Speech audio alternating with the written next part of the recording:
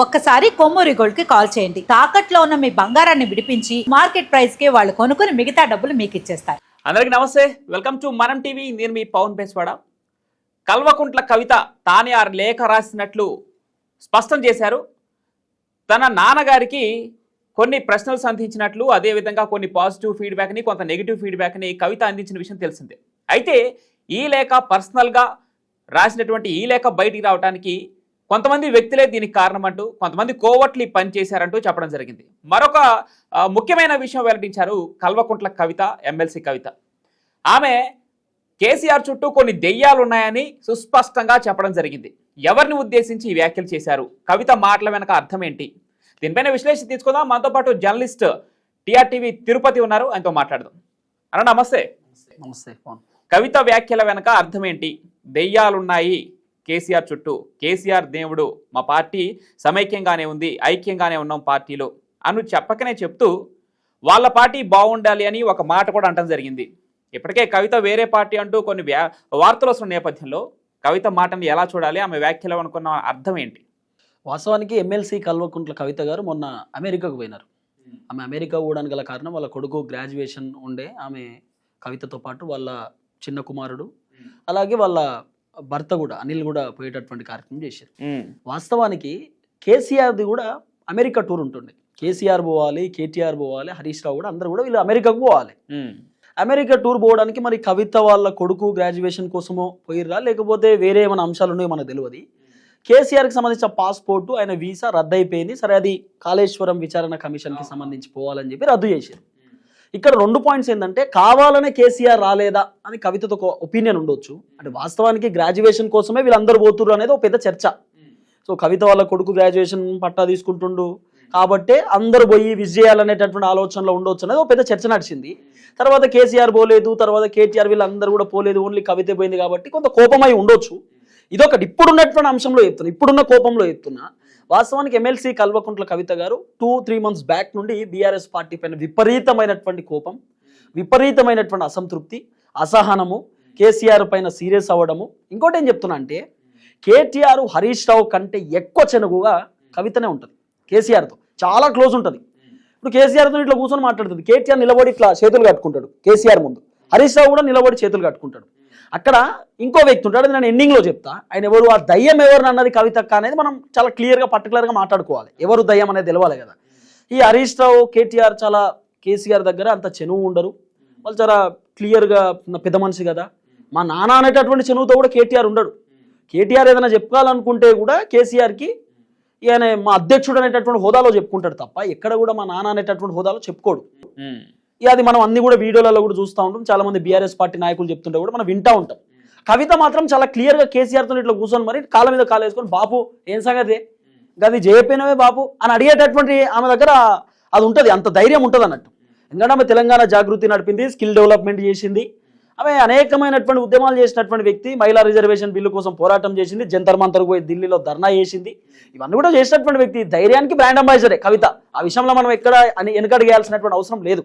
వాస్తవానికి ఎమ్మెల్సీ కవితక్కకు కేసీఆర్ పైన ఎందుకు కోపం వచ్చింది? కోపం రావడానికి గల కారణం ఏంటంటే 3 పాయింట్లు. ఒకటి, కవిత ఢిల్లీ లిక్కర్ స్కామ్ కేసులో ఆమె తిహార్ జైలు పోయి వచ్చినారు. అవును, తిహార్ జైలు పోయినప్పుడు కేసీఆర్ ఒక్కసారి కూడా కన్న బిడ్డ, అట్లనే బీఆర్ఎస్ పార్టీలో కీలక పాత్ర, మహిళలకు సంబంధించినటువంటి నాయకురాలు, బీఆర్ఎస్లో ఆమె చేసినటువంటి పోరాటం, ఆమె చేసే క్రియాశీలక పాత్ర ఎవరు చేయలే మహిళలకు సంబంధించిన అంశంలో. మహిళలందరూ కూడా కవితక్కను మహిళలను అందరినీ చైతన్యపరిచేటటువంటి కార్యక్రమం చేస్తుంది మొత్తం బీఆర్ఎస్ పార్టీలో. ఎందుకంటే కవితనే మెయిన్ కదా. అలాంటి కవిత దగ్గరికి కేసీఆర్ ఒక్కసారి పోలే. ఆ కోపం ఉండొచ్చు. ఇప్పుడు ఎవరైనా కూడా కేసీఆర్ ఏమనుకుంటారు, నా ఇజ్జత్ తీసింది, నా పార్టీ ఇజ్జత్ తీసింది, ఇది ఎక్కడి కథ, ఢిల్లీ లిక్కర్ స్కామ్ అట, ఈ మద్యం దందా అట, గుడుంబ దందా, సారా దందా, మహిళల గాజులు పలిగే దందా చేసింది, ఈమె దగ్గర పోయి నేను ఏం చేయాలని కేసీఆర్ కూడా అనుకుంటాడు కదా. అరే, నేను ఒక బీఆర్ఎస్ పార్టీ పెట్టినా, జాతీయ పార్టీ, అసలు పార్టీ ఓడిపోయింది, పార్లమెంట్ ఎన్నికలలో ఒక సీట్ రాలే, ఇజ్జత్ పోయే పరిస్థితి ఉందని ఎవరికైనా తెలుస్తుంది కదా, ఎవరికైనా అనుకుంటారు కదా. సరే, అట్లా కవిత దగ్గరికి పోలే కావచ్చు. పోనప్పుడు కవిత మరి ఆమె ఏమనుకుందో, కావాలని మా నాన్న రాలేదనుకుందో, లేకపోతే నేను దరిద్రం అనుకుందో, మా నాన్న ఏమనుకుందో, ఎందుకు రాలేదో అని చెప్పి ఆమె అక్కడ నుండి కోపంగా ఉన్నది. బయటకు వచ్చిన తర్వాత నేరుగా శంషాబాద్ ఎయిర్పోర్ట్ నుండి డైరెక్ట్ కేసీఆర్ వాళ్ళ ఫామ్ హౌస్ పోయింది. ఫామ్ హౌస్ పోయి కేసీఆర్ని హక్ చేసుకుంది, మాట్లాడింది. సరే, ఆమె హక్ చేసుకుని మాట్లాడే విధానంలో కూడా కేసీఆర్ జస్ట్ 2 minutes లోపలికి వెళ్ళిపో అని చెప్పిండు ఆయన. ఆ విజువల్స్ కూడా వచ్చినాయి. 1-2 నిమిషాలు మాట్లాడిండు అంతే. బీఆర్ఎస్ పార్టీ లీడర్లు ఉన్నారు, లీడర్లతో మాట్లాడి ఆమెని వెళ్ళిపో అమ్మ నువ్వు లోపలికి, నువ్వు చేసిన సారాదండ చాలని చెప్పి ఆమె లోపలి పంపించే కార్యక్రమం చేసిండు. దాదాపు 1 నెల పాటు కేసీఆర్ ఫామ్ హౌస్ ఉండే కవిత ఉంది. సో అక్కడ ఏం మాట్లాడుకున్నారు, ఏం చేసిరు, జైల్లో ఉన్నటువంటి అంశాలన్నీ కేసీఆర్తో ఆమె పంచుకునే కార్యక్రమం చేసిందో, కేసీఆర్ ఏమని మాట్లాడిందో తెలియదు. అక్కడ నుండి కవిత గారు బయటకు వచ్చేసినారు. బయటకు వచ్చేసి ఆమె ఇంట్లోనే ఉన్నారు. ఇంట్లో ఉన్న తర్వాత ఈ మధ్యకాలంలో వచ్చినటువంటి చర్చ ఏంటంటే బీఆర్ఎస్ పార్టీ పగ్గాలు కేటీఆర్ చేతిలో పెట్టబోతున్నారు అనేది ఒక చర్చ. ఇక్కడ ఏమవుతుంది, కేసీఆర్ 2 స్ట్రాటజీస్ ఉంటాయి. కవితకు గనక బీఆర్ఎస్ పార్టీ పగ్గాలు ఇచ్చేదనుకో, కవిత నెక్స్ట్ ఎవరికి ఇస్తుంది, నెక్స్ట్ జనరేషన్ ఏంది కవితకు, వాళ్ళ కొడుకులకు ఇస్తుంది. ఈ పార్టీ పగ్గాలు ఇస్తే కేటీఆర్ ఎగ్జిట్ అయిపోతాడు. ఇప్పుడు ఎవరైనా కూడా ఏ రాజకీయ నాయకుడైనా మా వారసత్వ రాజకీయాలు ఉండాలని అనుకుంటారు. ఇప్పుడు నెక్స్ట్ జనరేషన్ ఉన్నటువంటి రాజకీయ నాయకులు నా వయసు అయిపోయింది, ఇప్పుడు తుమ్మల గారు ఉన్నారు, తుమ్మల గారు నా వయసు అయిపోయింది అంటున్నాడు, పోచారం శ్రీనివాసరెడ్డి నా వయసు అయిపోయింది అంటున్నాడు, మల్లారెడ్డి నా వయసు అయిపోయింది మా కొడుకుకు టికెట్ అడిగిన అంటున్నాడు. ఎవరైనా అంతే, ఏ రాజకీయ నాయకుడైనా నాది అయిపోయిన తర్వాత నా నెక్స్ట్ జనరేషన్ పాలిటిక్స్లోకి రావాలి, కొంచెం గట్టిగా ముందుకు పోవాలన్న ఆలోచనలో ఉంటారు కదా. ఇప్పుడు వైసీపీ జగన్మోహన్ రెడ్డి వాళ్ళ నాయన పాప ఆయన చనిపోయిన తర్వాత ఈయన పార్టీ పెట్టుకొని ముందుకు పోతున్నాడు. నెక్స్ట్ జగన్మోహన్ రెడ్డికి స్కోప్ లేనప్పుడు ఏం చేస్తాడు, జగన్మోహన్ రెడ్డి వాళ్ళ పిల్లలు ఉన్నారు, సో వాళ్ళు రాజకీయాలు వస్తారా రారా తెలియదు, కానీ చెప్పలేము రేపటి రోజు ఏమైనా జరగవచ్చు. వాళ్ళ పిల్లలను ఎవరినో ఒకళ్ళను 2 బిడ్డలు అయితే ఒక బిడ్డను తీసుకురావచ్చు రాజకీయాల్లోకి. ఇక్కడ కేసీఆర్ స్ట్రాటజీ ఏంది, కవితకి ఇస్తే కవిత ఫ్యామిలీ ఎస్టాబ్లిష్ అయిపోతుంది కాబట్టి ఎట్టి పరిస్థితుల్లో కేటీఆర్కి ఇవ్వాలి. ఎవరికైనా కూడా చిన్న బిడ్డ పైన పెద్ద బిడ్డ పైన ప్రేమ ఉన్నా కూడా రాజకీయాలలో కొడుకుకే సపోర్ట్ చేస్తారు ఖచ్చితంగా. అప్పుడు కేసీఆర్ గతంలోనే ఎర్రపల్లిలో జరిగినటువంటి ఒక సభలో చెప్తాడు, గతంలో ఆయన అధికారంలో ఉన్నప్పుడు నెక్స్ట్ బీఆర్ఎస్ పార్టీ కేటీఆర్ హయాంలో నడవబోతుంది, కేటీఆర్ గొప్ప నాయకుడు కాబోతున్నాడు అనేటటువంటి ఒక స్టేట్మెంట్ గతంలోనే ఇచ్చిండు. తర్వాత 2020-21 ఆ సమయంలోనే కేసీఆర్ని అడిగిండట, బాపు ఇక మళ్ళీ గెలుతామో ఓడిపోతామో తెలియదు, ఈ 2 సంవత్సరాలు నాకు ముఖ్యమంత్రి పదవి అని చెప్పి గతంలోనే అడిగిండట. అడిగితే కేసీఆర్కి ఇప్పుడున్న పరిస్థితులలో నీకు ముఖ్యమంత్రి పదవి ఇస్తే నా దుకాణం బంద్ అవుతుంది, ఈటల హుజరాబాద్లో గెలిచిండు, దుబ్బాకాల రఘునందన్ రావు గెలిచిండు, ఇక్కడ చూసుకుంటేనేమో బీజేపీ మళ్ళీ గెలిచేటట్టుండు, రాజగోపాల్ రెడ్డి మన దుకాణం బంద్ అవుతుంది బిడ్డ వద్దు అని చెప్పి అప్పుడు కేటీఆర్కు ముఖ్యమంత్రి పదవి కూడా ఇవ్వలే. వాస్తవానికి అప్పుడే ఇవ్వాల్సింది కానీ ఇవ్వలే. అప్పుడు కొంత క్లోజ్ చేసే కార్యక్రమం చేశారు. తర్వాత కేటీఆర్ కవిత జైలు నుండి బయటకు వచ్చినప్పుడు ఏం చెప్పిందంటే ప్రెస్ మీట్లో అందరూ ముఖ్యమంత్రులు జైలుకు పోయి వచ్చిన వాళ్ళే, చంద్రబాబు నాయుడు జైలుకు పోయి వచ్చిండు, ఆ తర్వాత రేవంత్ రెడ్డి జైలుకు పోయి వచ్చిండు, కేసీఆర్ గారు జైలుకు పోయి వచ్చారు, ఇట్లా అందరూ ముఖ్యమంత్రులు జైలుకు పోయి వచ్చినటువంటి వ్యక్తులు వీళ్ళు జైలుకు పోయి వచ్చిన వాళ్ళు ముఖ్యమంత్రులు అయ్యారు. ఏమో అండి మా చెల్లె కవిత కూడా ముఖ్యమంత్రి కావచ్చు అని ఒక స్టేట్మెంట్ ఇచ్చిండు. ఎవరికైనా మీకైనా నాకైనా మన ఇంట్లో మనం కొట్లాడినప్పుడు మా తమ్ముడు జైలుకు పోయిండు వాడు బయటకు వచ్చిందంటే ముఖ్యమంత్రి అయితే మీరు నా గురించి బయట ప్రెస్ మీట్లో చెప్పినాక నాకు ఎంత ధీమా ఉంటుంది, నేనే సీఎం అనుకుంటాం కదా. కవితక్క కూడా అట్టే అనుకుందేమో, ఏమో మా అన్న నన్ను సీఎం అంటుండు నేనే ముఖ్యమంత్రి అంటే నెక్స్ట్ నేనే కావచ్చు అని అనుకుంది పాపం. అనుకుంటే ఇవాళ సీన్ ఏంది, కేటీఆర్ చేతిలో బీఆర్ఎస్ పగ్గాలు, Harish Rao వేల్చినటువంటి bomb. Harish Rao press meet పెట్టి కేటీఆర్కు బీఆర్ఎస్ పగ్గాలు ఇచ్చినా నేను పని చేస్తాను, నేను రెడీగా ఉన్నా అనేటటువంటి ఒక స్టేట్మెంట్ ఇచ్చింది. కవితకు మొత్తం అర్థమైపోయింది, ఇక నా చేతులకు బీఆర్ఎస్ పార్టీ రాదు, నేను ఉత్తకతే ఇల్లు ఉన్నా ఉత్తదే తోలుబొమ్మ లెక్కనే, స్టార్టింగ్ నుండి నన్ను పట్టించుకుంటలేరు. పాపం కవిత గారు ఎంపీగా పోటీ చేసి ఓడిపోయారండి, ఎమ్మెల్యేగా పోటీ చేసి ఓడిపోతే నా బిడ్డ అలుగుతుంది నా మీద కోప్పడుతుందని చెప్పి నామినేటెడ్ ఎమ్మెల్సీ పదవి ఇచ్చింది తెలుసా. నామినేటెడ్ మొన్న 2023 కాదు ముందు 2018కి సంబంధించిన ఎలక్షన్స్లో ఓడిపోతే నా బిడ్డ బలవలు ఏడుస్తుంది పాపం కన్నీళ్ళు పెట్టుకుంటుందని చెప్పి కేసీఆర్ నామినేటెడ్ ఎమ్మెల్సీ ఇచ్చిండు. ఏం చేయాలో అర్థం కాక, ఎందుకంటే ఆమె అలుగుతుంది ఎక్కువ కేసీఆర్ మీద, అట్లా నామినేటెడ్ పదవి ఇచ్చిండు.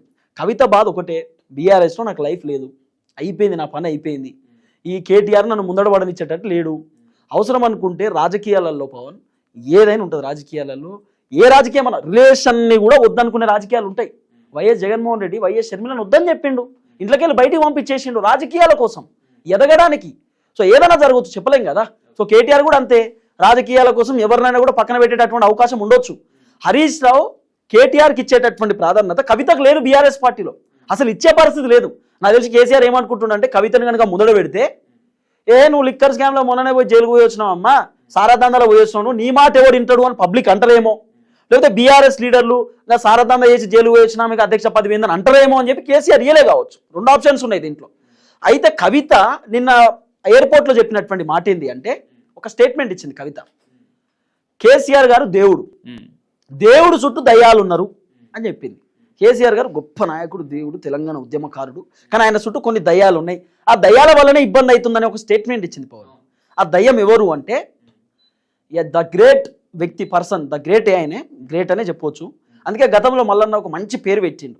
ఎప్పుడు నవ్వుకుంటూనే ఉంటాడు సారు, నవ్వుకుంటూనే కేసీఆర్ మూతి దూర్చుకుంటా, కేటీఆర్ కక్కుతో ఇట్లా దోష పడతాడు, అన్నీ చేస్తాడు అన్నట్టు. సంతోష్ రావు అని మీకు తెలుసు అనుకుంటా, సంతోష్ రావు అని ఉంటాడు.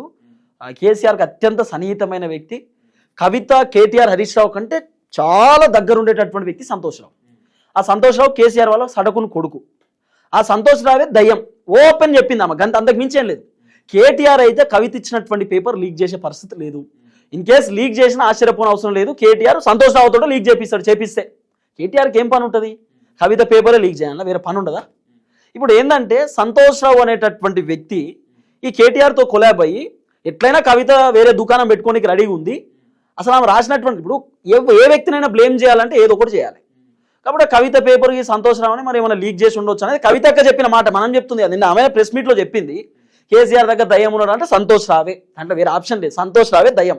ఎందుకంటే ఏ టైంలోనే సంతోష్ రావు ఉంటాడు. నీలాంటోడు నాలాంటోడు పోయి కేసీఆర్ని కలవాలంటే కూడా కలవనియాడు సంతోష్ రావు. సంతోష్ రావు చెప్తేనే ఫైనల్ కేసీఆర్ అపాయింట్మెంట్ కావాలంటే సంతోష్ రావే. నువ్వు ఏ ప్రెస్ మీట్ చూడు, ఏ భారీ బహిరంగ సభ చూడు, ఏ మీటింగ్ చూడు, సంతోష్ రావునే ఉంటాడు. కాబట్టి సంతోష్ రావు అనేటటువంటి వ్యక్తే ఈ దయ్యం. కవిత చెప్తుంది సంతోష్ రావు గురించే. ఇదే కవిత చెప్తున్నటువంటి ఒక ప్రధానమైన అంశం. రెండోది, ఎమ్మెల్సీ కల్వకుంట్ల కవిత నిన్న ఆమె వస్తూ ఉంటే అమెరికా నుండి శంషాబాద్ ఎయిర్పోర్ట్కి వచ్చిన తర్వాత ఒక్క బీఆర్ఎస్ పార్టీ జెండాన కనబడ్డదా?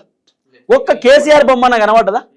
కవితక్క, అక్కడ కవితక్కకు సంబంధించినటువంటి ఫ్లకార్డ్స్ మీద అనేకమైనటువంటి పేర్లు ఉన్నాయి, నువ్వు గుర్తుపట్టినో లేదు. ఆ ఫ్లకార్డ్స్ మీద టీబీఆర్ఎస్ అనొకటి ఉంది, ఇంకోటి కేబీఆర్ఎస్ అనొకటి ఉంది. అంటే వీళ్ళు వివిధ పేర్లను రిజిస్ట్రేషన్లకు ఆల్రెడీ ఢిల్లీకి పోయేసినప్పుడు రెడీ పెట్టిన అనేది ఒక చర్చ.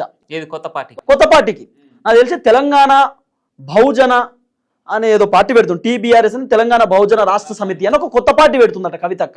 ఆల్రెడీ అది క్లియర్ అయిపోయింది అనేది ఒక చర్చ. దీంట్లో ఇంకోటి చెప్తా, తెలంగాణ నిర్మాణ పార్టీ అని తీన్మార్ మల్లన్న ఒక పార్టీ పెట్టింది, టీఎన్పీ అని, తెలంగాణ నిర్మాణ పార్టీ. ఒక పెద్ద చర్చ ఏంటంటే తీన్మార్ మల్లన్న కవిత కలిసి పార్టీ పెట్టబోతున్నారు అనేది ఒక పెద్ద చర్చ. ఎందుకంటే కవితక్కతోటి తీన్మార్ మల్లన్న శాసన మండలికి పోయినప్పుడు డిస్కస్ చేయడం, మాట్లాడడం ఇవన్నీ కూడా నడిచినాయి. తర్వాత తీన్మార్ మల్లన్న బీసీ ఉద్యమం చేయడం, కవితక్క ఈ మధ్యకాలంలో బీసీల గురించి ఎక్కువ పోరాటం చేయడం, ఇవన్నీ కూడా ఎక్కడో తేడా కొడుతుంది. ఇద్దరు మరి అన్న చెల్లెలు కలిసి లేకపోతే అక్క తమ్ముడు కలిసి పార్టీ పెట్టబోతున్నారేమో తీన్మార్ మల్లన్న కవితక్క కలిసి అనేది ఒక పెద్ద చర్చ అవుతుంది. మరి వీళ్ళిద్దరు కలిస్తే ఎట్లుంటుంది అనేది భవిష్యత్తులో చూడాలి. కానీ నాకు తెలిసి హరీష్ రావు కూడా ఎగ్జిట్ కావచ్చు అనేది ఒక కొంత వినబడుతున్నటువంటి అంశం. మరి మాక్సిమం కవితక్క తలుచుకుంటే హరీష్ అన్నని కూడా బాబా గల్లు ఏముంటుంది బాబా, నీకు కేటీఆర్కి ముఖ్యమంత్రి పదవి ఇచ్చిన తర్వాత గల్లు ఏముందా, బయటకు వచ్చి పార్టీ పెట్టుకుందాం దా అని కవితక్క చెప్తే మరి హరీష్ రావు ఏమైనా ఇన్ఫ్లుయెన్స్ అయితే హరీష్ రావు కూడా బయటికి రావచ్చు, మరి చెప్పలేము. మొత్తానికి అయితే సంతోష్ రావు దయ్యం. ఆమె చెప్తున్న క్లియర్ కట్ అంశం ఇదే. నిన్న కల్వకుంట్ల కవిత చేసినటువంటి, ఎమ్మెల్సీ కవిత చేసినటువంటి వ్యాఖ్యలపైన తిరుపతి చెప్పినట్లుగా సంతోష్ రావునే టార్గెట్ చేస్తూ దెయ్యాలు ఉన్నాయని చెప్పినట్టు కవిత అన్నట్లు తిరుపతి చెప్పుకొస్తా ఉన్నారు. ఈ నేపథ్యంలో మరొక పార్టీ పెట్టుకోవడానికి కూడా ఆమె సిద్ధమైనట్టు తెలుస్తుంది. ఇప్పటికే కొన్ని పేర్లు కూడా వారు సిద్ధం చేసుకున్నట్లు నిన్న ఎయిర్పోర్ట్ దగ్గర దానికి సంబంధించిన ప్లకార్డులే ఆమె అభిమానులు కావచ్చు, ఆమె కార్యకర్తలు కావచ్చు ప్రదర్శించినట్లు కూడా తెలుస్తా ఉంది. మరి దీనిపైన క్లారిటీ రావాల్సి ఉంది. ఈరోజు కేటీఆర్ కూడా ప్రెస్ మీట్ పెట్టబోతా ఉన్నాడు. కేటీఆర్ ఏం మాట్లాడబోతా ఉన్నాడు, ఈ లేఖ గురించి ఆయన ఏమన్నా ప్రస్తావిస్తాడో లేదో కూడా వేచి చూడాలి. Thank you.